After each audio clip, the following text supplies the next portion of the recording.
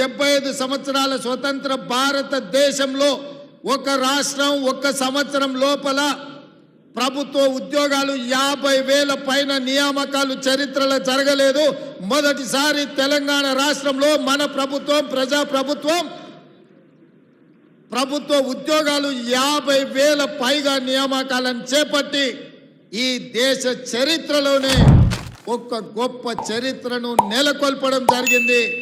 ఈ రోజు అందుకే నిరుద్యోగ యువకులు ప్రభుత్వం నోటిఫికేషన్ ఇచ్చిందంటే 100% పరీక్షలు నిర్వహించి ఫలితాలను ప్రకటించి ఉద్యోగ నియామకాలు పత్రాలు అందజేస్తారని ఈ ప్రభుత్వం మీద సంపూర్ణమైన విశ్వాసం నమ్మకంతో ఏకాగ్రతతో చదువుకుంటూ ఈరోజు పోటీ పరీక్షలకు ఈరోజు ప్రిపేర్ అవుతున్నారు. దానికి ఉదాహరణ టీచర్ల నియామకం. డిఎస్సి నోటిఫికేషన్ ఇచ్చినప్పుడు ఎన్నో రకాల అనుమానాలు, ఎంతోమంది పరీక్షలు వాయిదా వేయాలి అని రోడ్ల మీదకి వచ్చారు. కొంతమంది రాజకీయ ప్రేరేపితమైన కృత్రిమంగా ఆందోళనలు చేపట్టిన నేను ఖచ్చితంగా చెప్పిన గత 10 సంవత్సరాలలో ఉద్యోగ నోటిఫికేషన్ల కోసం పోటీ పరీక్షల నిర్వహణ కోసం లక్షలాది మంది రోడ్ల మీదకి వచ్చిన విద్యార్థులారా మీరు ఆలోచన చేయండి. పరీక్షలు వాయిదా వేస్తే ప్రభుత్వంలో ఉన్న వాళ్ళకు పోయేది ఏమీ లేదు. పరీక్షలు వాయిదా వేస్తే మీ కాలం మీ జీవితం మీ అవకాశాలు సన్నగిల్లుతాయి. మీ తల్లిదండ్రులకు మీ మీద ప్రభుత్వం మీద నమ్మకం విశ్వాసం పోతుంది.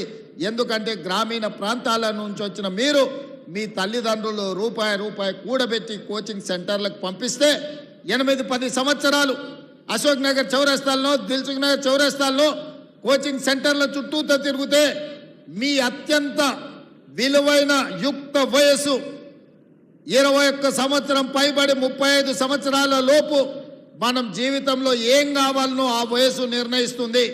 మనం డాక్టర్ అవుతామా, లాయర్ అవుతామా, ఇంజనీర్ అవుతామా, ఐఏఎస్ అవుతామా, ఐపీఎస్ అవుతామా, లేకపోతే ప్రజాప్రతినిధి అవుతామా, ప్రజాసేవకుడు అవుతామా, వ్యాపారంలో రాణిస్తామా అనేది 21 సంవత్సరాలు పైబడి 35 సంవత్సరాల లోపు మన భవిష్యత్తు నిర్ణయం జరుగుతుంది.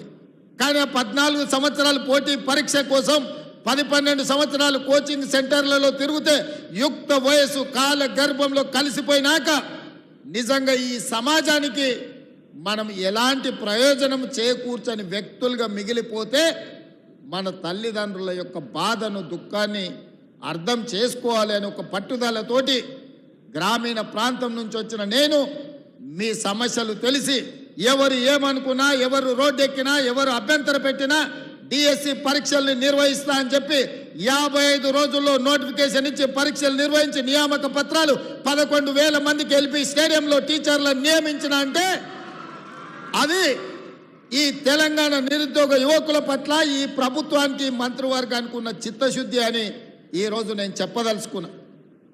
ఇవాళ 50,000 ఉద్యోగాలు ఇచ్చినామంటే ఇవాళ మా కుటుంబంలో మా మంత్రుల పిల్లలకు మా ఎమ్మెల్యేల పిల్లలు మేము ఎవ్వరం ఉద్యోగాలు తీసుకోలేదు 90% నాకు తెలిసినంత వరకు. ఇవాళ మేము 50,000 ఉద్యోగాలు ఇచ్చినామంటే ఈ తెలంగాణ సమాజమే మా కుటుంబం అనుకున్నాం. మీకోసం సేవ చేయడం ఒక గొప్ప అవకాశం అనుకున్నాం. నిరుద్యోగ యువకులకు యువకులకు అవకాశాలు ఇవ్వడం ద్వారా వాళ్ళు జీవితంలో స్థిరపడాలి. ఈ దేశ ప్రయోజనాల కోసం ఈ దేశ అభివృద్ధి కోసం మీరు ప్రయోజకులుగా మారాలి అని మేము చిత్తశుద్ధితో ఏకాగ్రతతో పని చేసినాం. ఎంతోమంది తిట్టినరు, ఏం పోయేకాలం ఈ ముఖ్యమంత్రికి పరీక్షలు వాయిదా వేయమంటే ఎందుకు వేస్తలేడు అని. నేను ఒకటే నిర్ణయించుకున్నా, వాయిదాలు వేస్తే లక్షలాది మంది నిరుద్యోగ యువకులు కోచింగ్ సెంటర్ల చుట్టూతో తిరుగుతూనే తల్లిదండ్రులకు భారం అవుతారు. ఆ భారము మొయ్యలేని పరిస్థితిలో తల్లిదండ్రులకు తమ మొహం చూపించలేక పిల్లలు ఆత్మహత్యలు చేసుకుంటారు. అదే పరీక్షలు నిర్వహించి ఫలితాలు ఇస్తే ఉద్యోగాలు వచ్చిన వాళ్ళు ఉద్యోగాల్లో చేరుతారు, ఉద్యోగం రాని వాళ్ళు ఇంకొక ఉపాధి ఉద్యోగ అవకాశాలను వెతుక్కుంటూ వారు నిర్ణయం తీసుకుంటారు. అందుకే పోటీ పరీక్షలు నిర్వహించిన. ఇదే కాదు, ఈరోజు గ్రూప్ 1 జరిగినప్పుడు కూడా గ్రూప్ 1 పరీక్షలు వాయిదాలు వేయాలని మన ప్రభుత్వం ఇచ్చిన జీవోలలో కోడిగుడ్డు మీద ఈకలు పీకినట్టు పీకాలని, తప్పులు పట్టాలని హైకోర్టు నుంచి సుప్రీంకోర్టు వరకు అన్ని దగ్గరలకు పోయినారు. ఎక్కడ కూడా వాళ్ళ వాదన కోర్టులు సమర్థించకపోను తిరస్కరించి పరీక్షలు నిర్వహించమన్నారు. లక్షలాది మంది నిరుద్యోగ యువకులు గ్రూప్ 1 పరీక్షలకు ప్రిపేర్ అవుతుంటే పరీక్షలు నిర్వహించమని ధర్నాలు చేసిన వాళ్ళు పరీక్షలు వద్దు అని కృత్రిమమైన ధర్నా ఒక రాజకీయ పార్టీ ప్రేరేపించిన ధర్నా చేస్తే నథింగ్ డూయింగ్ అని గ్రూప్ 1 పరీక్షలు నిర్వహించిన మెయిన్ ఎగ్జామ్స్ కూడా నిర్వహించినాం. తొందరలోనే తెలంగాణ రాష్ట్రానికి 2011 తర్వాత గ్రూప్ 1 పరీక్షలే నిర్వహించలేదు. ఉమ్మడి రాష్ట్రంలో 2011లో గ్రూప్ 1 నియామకాలు జరిగితే ఇవాళ 2024కు వచ్చినాం. 13 సంవత్సరాలలో తెలంగాణ రాష్ట్రంలో గ్రూప్ 1 ఉద్యోగ అవకాశాలు నిరుద్యోగ యువకులకు రాలేదు.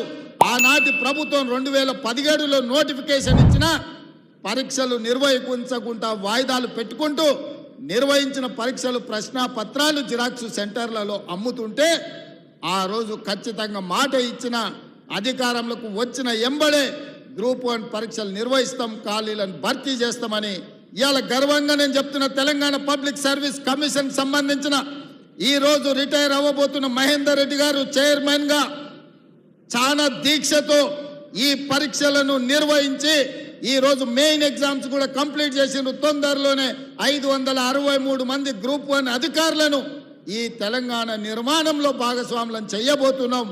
ఇవాళ ప్రక్షాళన చేసిన తెలంగాణ పబ్లిక్ సర్వీస్ కమిషన్ మా పనితనానికి ఒక గీటు రాయి, చిన్న ఆరోపణ లేకుండా ఈరోజు పబ్లిక్ సర్వీస్ కమిషన్ పనిచేస్తుంది.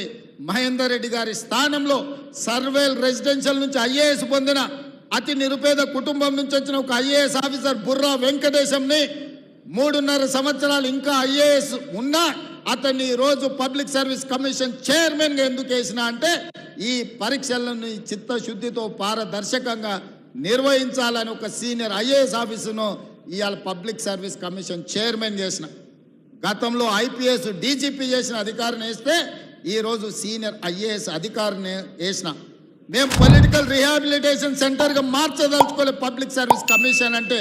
పబ్లిక్ సర్వీస్ కమిషన్ అనేది ఒక ఉన్నతమైన సంస్థ, ఒక ఉన్నతమైన వ్యవస్థ.